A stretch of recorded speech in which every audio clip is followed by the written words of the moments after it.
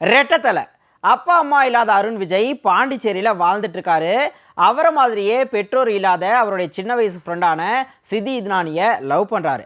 ஆனால் சித்தி இத்னானிக்கு காதலை விட காசு தான் முக்கியமாக இருக்குது. ஸோ காதலியை சந்தோஷப்படுத்துறதுக்காக காசு சம்பாதிக்க நினைக்கிற அருண் விஜய்க்கு இன்னொரு பணக்கார அருண் விஜயோடைய நட்பு கிடைக்குது.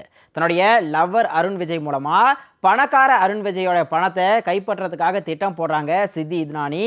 அவங்களுடைய திட்டம் பழிச்சுதா?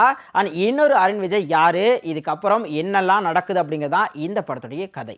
அருண் விஜய் டியூவல் கேரக்டர் பண்ணியிருக்காரு. 2 கேரக்டருக்கும் உடை தோற்றம் மட்டும் இல்லாமல் நடிப்புலையும் நல்லாவே வித்தியாசம் காட்டியிருக்காரு. அண்ட் ஆக்ஷன் காட்சிகளை வழக்கம் போல அதிரடி பண்ணியிருக்காரு.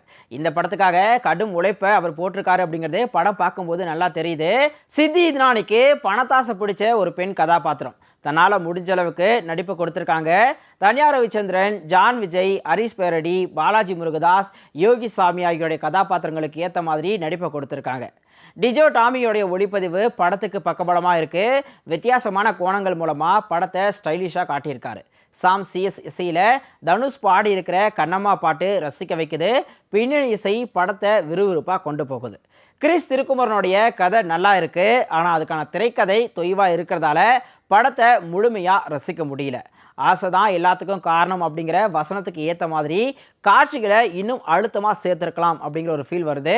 முதல் பாதியை விட 2ஆம் பாதி கொஞ்சம் சலிப்பையும் ஏற்படுத்துது.